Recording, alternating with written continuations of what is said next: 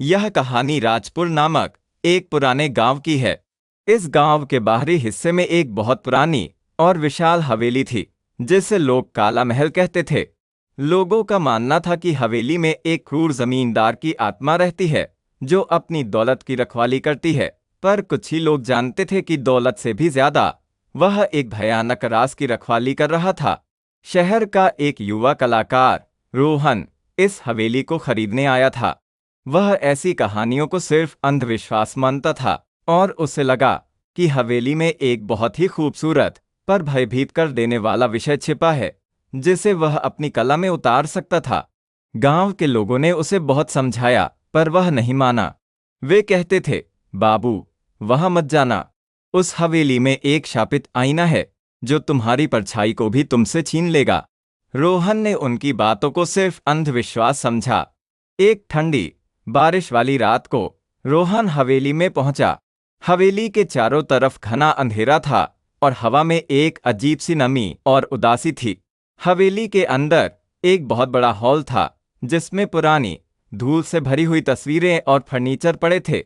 Hall के बीचों बीच एक बहुत बड़ा लकड़ी का फ्रेम वाला आईना था, जो अपनी चमक खो चुका था। आईने के चारों तरफ सिर्फ अंधेरा था, पर रोहन को लगा जैसे कोई उसे देख रहा है। उसे महसूस हुआ कि हवा में एक अजीब सी सर्द लहर फैल गई, जो उसके अंदर तक घुस गई। रोहन ने अपनी टॉर्च की रोशनी आईने पर डाली। आईने का कांच फटा हुआ था, पर वह बहुत बड़ा था। रोहन ने आईने में देखा और उसे अपनी परछाई साफ दिखाई दी।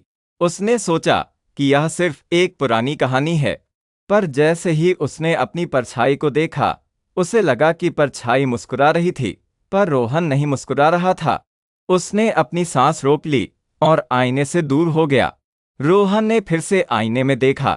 इस बार उसकी परछाई अपनी जगह पर खड़ी थी, पर उसका सिर धीरे धीरे मुड़ रहा था, जैसे वह रोहन को देख रही हो। रोहन डर गया और वह वहां से भागना चाहता था, पर उसके पैर अपनी जगह पर जम गए थे। वह डर से कांप रहा था। तभी उसे एक बहुत ही धीमी दर्द भरी आवाज सुनाई दी। तुम यहाँ क्यों आए हो? आवाज ने फुसफुसाते हुए कहा। रोहन ने पूछा, तुम कौन हो? मैं इस हवेली का मालिक हूँ।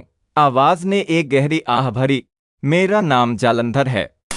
तुम्हारे साथ क्या हुआ है? रोहन ने कांपते हुए पूछा। एक बहुत पुरानी कहानी है, जालंधर ने कहा। मैं इस हवेली का मालिक था और मुझे अपनी इकलौती बेटी से बहुत प्यार था। एक दिन मेरी बेटी ने मुझसे एक जादुई आईना मांगा, जो किसी भी इच्छा को पूरा कर सकता था। मैं एक बहुत ही लालची इंसान था और मुझे लगा कि मैं उस आईने का उपयोग अपनी दौलत बढ़ाने के लिए कर सकता हूँ।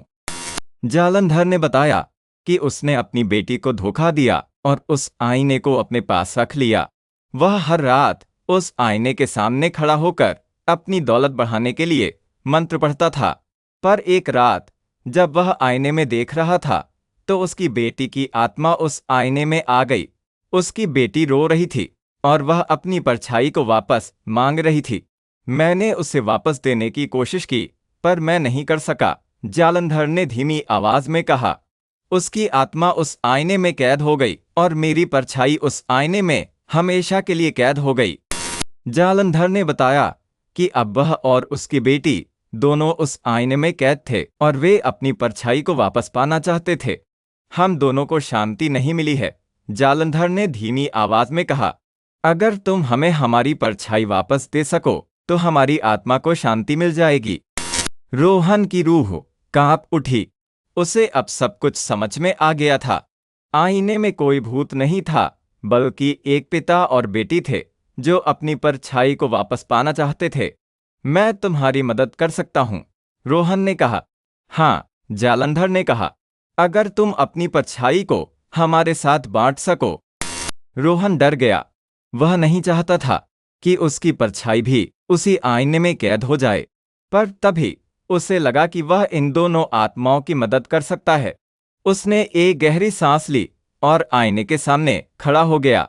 उसने अपनी टॉर्च की रोशनी आईने पर डाली और उसने देखा कि उसकी परछाई भी वहीं खड़ी थी।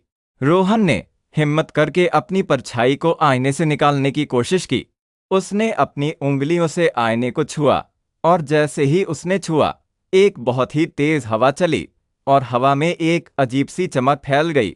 रोहन ने देखा कि उसकी परछाई अब आईने में नहीं थी, बल्कि जालंधर और उसकी बेटी के पास थी।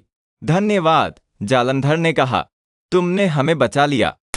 जालंधर और उसकी बेटी दोनों गायब हो गए और आईना अब साफ और नया हो गया था। रोहन ने देखा कि उसकी परछाई भी वापस आ गई थी। अगली सुबह जब रोहन वापस गांव आया तो उसने गांव वालों को सारी बात बताई। गांव के लोग बहुत खुश हुए और उन्होंने हवेली को फिर से पूजा और उसे एक स्कूल में बदल दिया। आज भी जब लोग उस हवेली से गुजरते हैं तो उन्हें एक अजीब सी शांति महसूस होती है।